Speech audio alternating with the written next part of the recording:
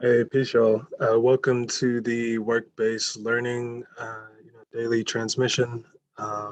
Today is day 10, and we're going to continue with talking about like interpersonal communication and awareness, in addition to cooperative history. Today is chapter 8, which is a really exciting and important chapter. So I'm looking forward to you all getting exposed to it and reading through it. Before we get into the book, there were some I guess kind of like housekeeping stuff that I wanted to do. Also today, as part of our interpersonal communication thing, there's a conflict resolution questionnaire that we'd like for you all to do. So yeah, I think I'll start there. Let's share my screen.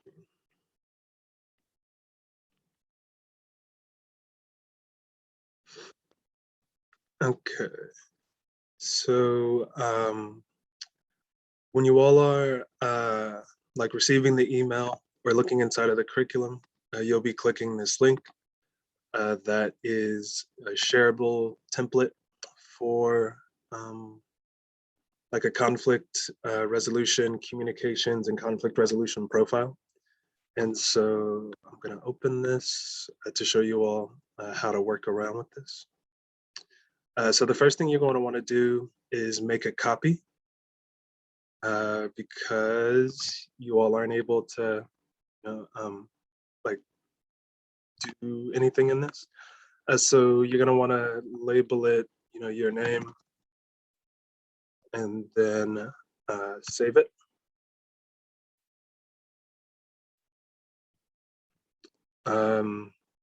Ted or Billy, can you see what is on the screen?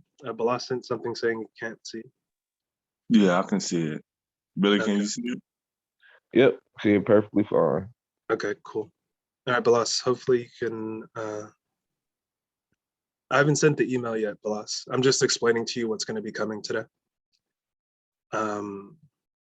So this communications profile, when you click on something that you, okay, so firstly, what's going to happen is there are these checkboxes that are going to describe different ways or different things that happen, like in terms of either like tension, conflict, or like the way you want to, like handle it. And so when something resonates with you, you're going to highlight it because we don't have an ability for you to click that little checkbox thing. So you're going to highlight it by, dragging your cursor, over that sentence, and then choosing a highlight color, whatever color you want, as long as it, it can still be red. And so right here, I said, before addressing something difficult, ask me if it's an okay time to talk about a potentially sensitive matter. That's generally true for me. So yeah, just go through and note the ones that are true for you.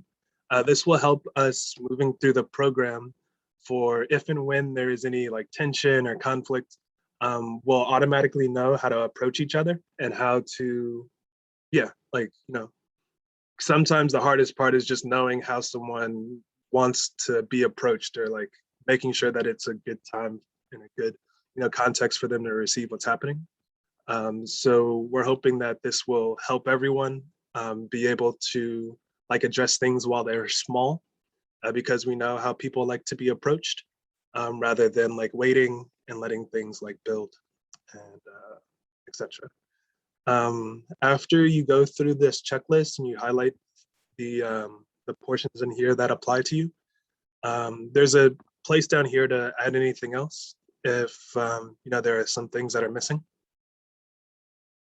Once you complete this communications resolutions profile, I'm going to need for you to send it to me. And you can do that one of two ways. The first way is hitting the share button, putting my email in there, greg@theselc.org, and then sending it. The other option, if you don't want to do that, is to download a PDF. So So you go to download PDF, and then you would email me that PDF, and I'll put it where everything else is. These will be available for everyone else once we all have it together, and that's your prompt 1 for the day. So there's not necessarily anything you need to put into the portal. We're just asking for you to complete this assignment and send it over. Any questions about that, y'all?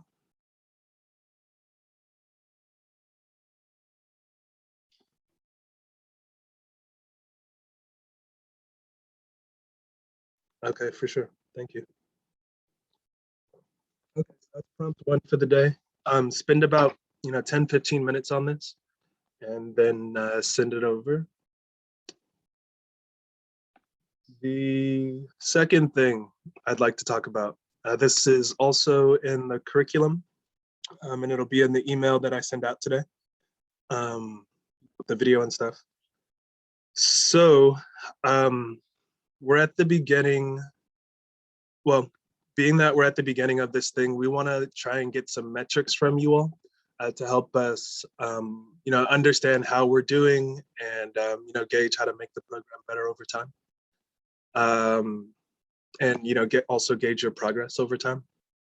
And so in the curriculum doc, you see that there's 2 versions here, like a doc version and then one that just says beginning survey. I'm going to the doc version because we'd actually prefer for you to like video record this, like kind of like a self-recorded video.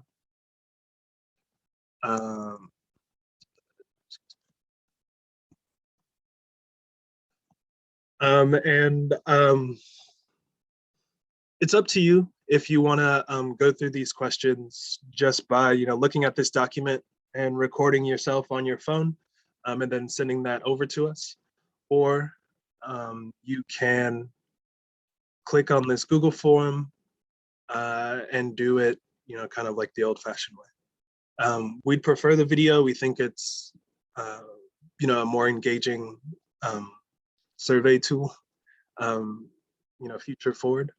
But all the questions are here, and you're welcome to submit here. This will be prompt number 2 today.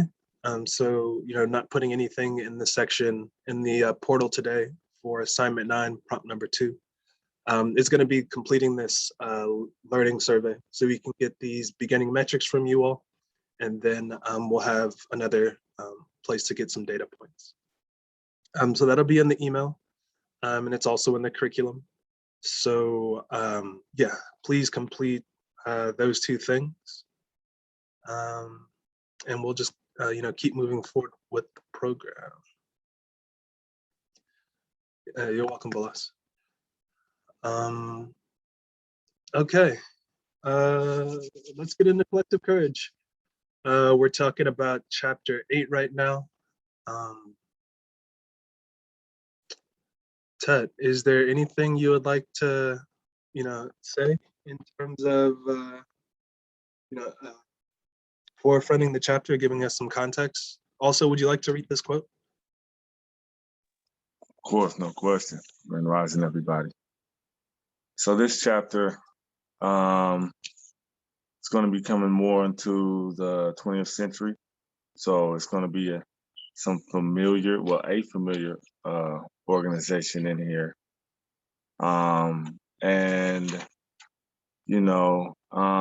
It's just packed with a lot of successes. So the title of this chapter is The Black Rural Cooperative Activity in the Early to Mid 20th Century. Okay, and we're going to start with this quote. And it says, in 1969, Fannie Lou Hamer, laid the groundwork for an elaborate project to make poor folks economically self-sufficient. That project became the Freedom Farm Corporation. Through her work with the farm, Hamer broadened the meaning of civil rights activism to include addressing the economic needs of Black poor folks. She was obsessed with ending human suffering around her, and this included suffering caused by decades of racism and poverty. Okay, heavily involved with the rights for freedom. As we know, the 60s and the late 20th century was. You will see what was happening on the same and sometimes on the opposite end of the fight and the struggle for liberation and freedom for our folks that might not have been talked about as much by popular media. And this what this chapter is going to cover. Please enjoy and take your time today. Sure. Thank you, Ted. Yeah, for everyone, the discovery pathway folks and the apprenticeship pathway folks, most of your education time this day is going to be devoted towards completing those admin topics. We'll talk a little in depth about like Fannie Lou Hamer, so you all can get that like context. For the co-op dev folks, this week is going to be like the previous 2 weeks. We're going to be asking you to spend your 10 hours, 10 hours a week and 2 to 3 hours today, reading in depth this chapter. And if you haven't been able to finish other chapters, I do that as well. Okay, so yeah, we're kind of, I don't quite know what to say about Fannie Lou Hamer and the amazing work she was doing, except just kind of getting into it. The beginning of this chapter talks about the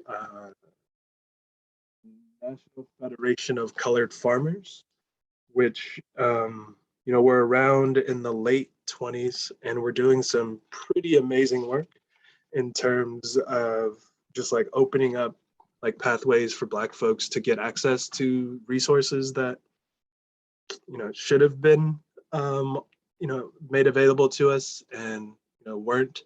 I think right now we're seeing kind of the consequences, or not the consequences, maybe the backlash of our folks trying to get a fair share. With I don't know if you all have seen there's this lawsuit from European American farmers saying that recent how would I say saying that recent attempts by the FDA and other rural banks to get Black folks money because they've been discriminated against so long is in court for being discriminatory against those European Americans. Okay, just context for in this chapter, we're really talking about what was going on in rural America, and often it was really about trying to make sure that Black folks who were sharecroppers at the time were able to get some more autonomy and independence. There were lots of instances of people going to vote and losing their jobs because of it. We already know the physical consequences of voting in those times as well. And so, yeah, the issues of that time are still being fought today, unfortunately, but that doesn't take away from the success, as Tut was saying. And so the Negro World, which was the UNIA's newspaper, was talking about co-ops in that day, talking about how the Congress would not share the money, as I was talking about.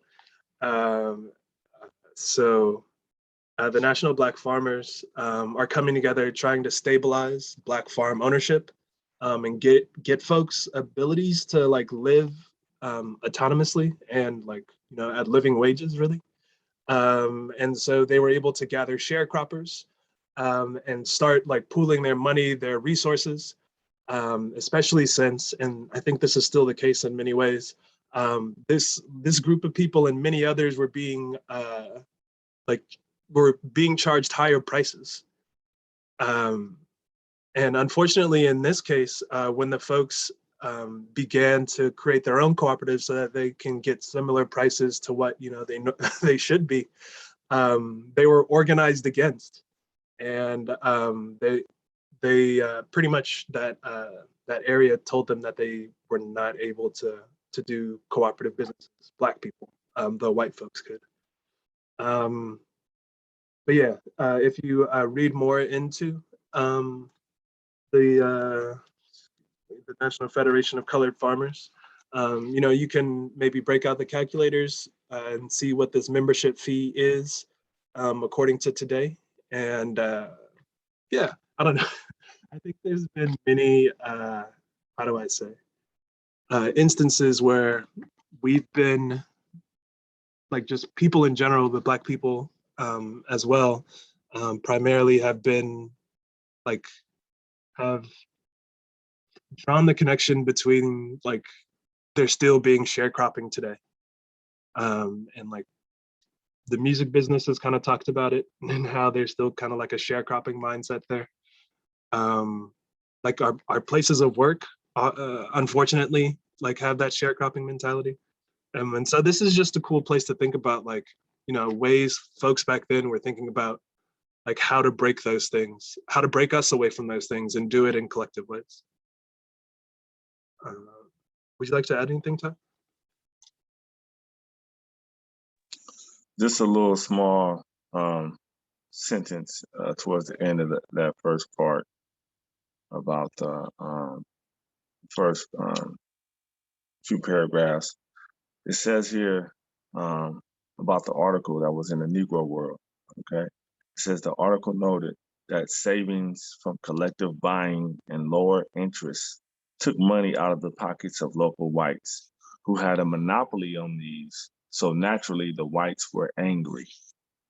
Kind of summarizing what Brother Greg was talking about, how these systems were set up even after slavery to still oppress and divide and take advantage of our labor, where understanding what it takes to build a nation, to build a strong economy, labor is very important. So the fact that they were still being the beneficiaries of the majority of our labor, subsequently still looked at, and folks who studied it looked at it as if we were still in bondage and still under slavery. So means of cooperation, means of collectivizing our spending so that we can buy large bulk of things, consumer cooperatives, was seen as a big threat to power, to the white power structure. And you see that at this time when they were doing this report, and even today, we say it's a natural response for the white population to get angry, and that is just a snippet of our thoughts about why what's the retaliation behind us trying to do something for ourselves. And just understanding that years and decades and centuries almost of that type of response to us trying to do for ourselves psychologically, what that can do, and analyzing what we've been through and looking at where we're at today, it's not too far-fetched to understand that the division and the independence of our culture and our people in America today was not naturally occurred. It was actually developed by the means of the society that does not want us to collectivize. So just wanted to add some more light to some more color to what Brother Greg was talking about. And those who are in the co-op dev tracks, are on the co-op dev track, please, we would like to see your minds and your thoughts on this topic as well, of the reaction of the white the white or the controlling dominant culture, and come up with some more solutions and cooperatives, or just your thoughts about where we're at and how to move forward in the most positive and a collective way. So please take your time and please answer the questions, and just I would love to hear your guys' thoughts on this piece today as well, if you can.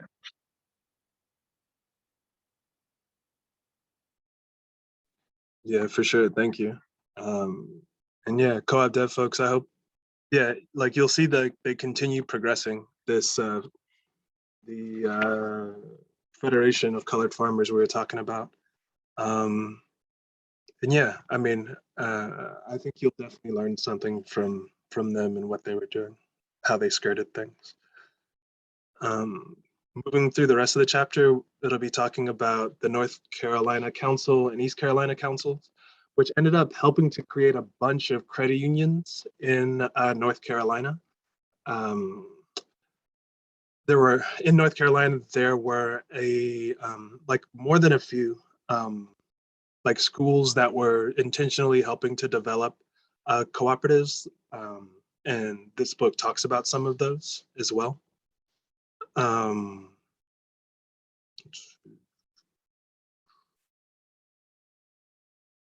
So yeah, this council started off by firstly having 3 credit unions, but expanding to 98 within 12 years, with, it looks like about 50 more different types of co-ops in addition to that.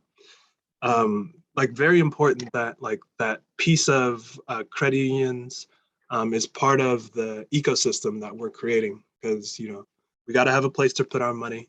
It's best if we're able to influence or make sure that that bank is not going to do some crazy stuff with our money, and they're like actually doing what banks should do, which is collecting our savings, our money, offering loans, helping to reduce risk, but like doing that in a local area and doing it with the intentional purpose of helping with development, not with trying to extract as much profit as possible. At least in my opinion. The Bricks Rural Life School is one of those places in North Carolina that I was talking about that was doing a bunch of co-op development work, as well as the Tyrell County Training School. So yeah, I hope you all get a chance to look into that a little bit. Fannie Lou Hamer and the pig banking that she was doing with the Freedom Farm Corporation co-op. Yeah, I don't know. Glad we're going to be spending the rest of our time on this, a good chunk. What they were like firstly, she and Ella Jo Baker and others helped found the Mississippi Freedom Democratic Party.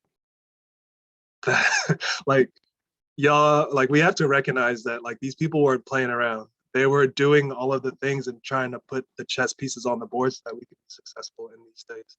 And we don't like hear or know about these things. Like I feel like I just like learned to realize that Ella Baker was a co-founder or a consultant of that like yesterday. And so, we're all still learning. But because I'm helping out with this book club that Repair Nations is doing on Jackson Rising, which is about Mississippi and the work that's been happening there and is continuing to happen, just like, continuing to gain more context. But here you can see that they were arguing political victories were only the first step towards sustainable and social justice. Economic independence through cooperative forms of ownership was necessary to reach the ultimate goal of total freedom. And so the concept of total individual ownership of huge acres of land by individuals is the base of our struggle for survival. And when she says base, I believe she means like, that's not good. I don't know how to, I don't have the appropriate definition. Anything you want to say, Ted, as we're moving forward? No, that's just, and look at the dates when these, these phenomenal advances in, collectivizing and cooperativism was happening. These were the 30s, 40s, 60s, 70s, before the advent of, cellular phones where we can do Zooms like this. It was a lot of hard work. So we see the products, but look at the work that it took beforehand to make these things happen, these successes, the door knocking, the meeting, the daily meeting. I remember we read a while ago that they would meet about 12-hour sessions, in about 3 days apart, so 12 hours each day. And, our ancestors had that in mind, that it takes a lot of work, and they were fighting, collectivizing to go against, to fight for freedom. So it took a lot. And just like Brother Greg said, every time I come back and I'll look through these pages, I just realized from my consistent work in trying to understand the problem and come up with solutions, I start to understand, like, how can I apply these things into my day-to-day lives? How can I be more of a cooperator in my collective? And it's very encouraging. And I hope it's the same. We hope it's the same for you all too, that you take your time and you keep coming back to this and having aha moments as well. I love it. And we're still getting a lot of chunks left too. So hope you guys can resonate with that. Yes, and this brings my mind to the third prompt of today for session number 10. So in like the third box in the portal, please give us the times on Mondays or Wednesdays that you're best available for a peer circle to check in about the work that's happening and support each other. There's been a request from some of the folks to have it like every other week or weekly rather than bi-weekly or monthly. So yeah, it'll be optional, but wanting to create that space so you all can start connecting with each other. So that'll be prompt number 3. Give us the times that you're best available on Mondays or Wednesdays for a peer circle. Prompt number 2 for today is to finish the beginning survey, either doing a self-recorded video or using the survey Google form thing, but we prefer the video. And then the first prompt for today, session 10, is completing the conflict resolution profile. You're gonna wanna make a copy, put your name there, highlight the things that resonate with you, add what isn't found in here, and then send it. More to Ted. And so, yeah, just wanted to do that before we get to the very, very end of the day. We're probably gonna go right up to 8:30 today. Those are the prompts. So yeah, not only was Fannie Lou Hamer involved in the Mississippi Freedom Democratic Party, but she was also supporting SNCC, where Ella Jo Baker was. And so you could see the networking, the interconnection that was going on. And in what Fannie Lou Hamer was saying is that what was best for the survival of the total community, as she described cooperatives as what was best for the survival of the total community, as opposed to an individualistic notion of economic development. And so Fannie Lou Hamer did a lot of speaking engagements and like traveled a whole bunch, seeking to figure out how to get these Black farmers land so that they could be free and be able to like start building abundance.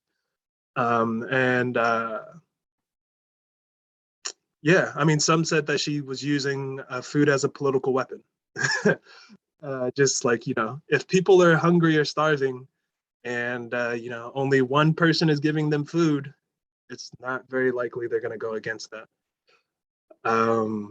So they were able to go from like 50 pigs to a couple thousand pigs. They were able, Freedom Farm was able to support people with ownership of housing. And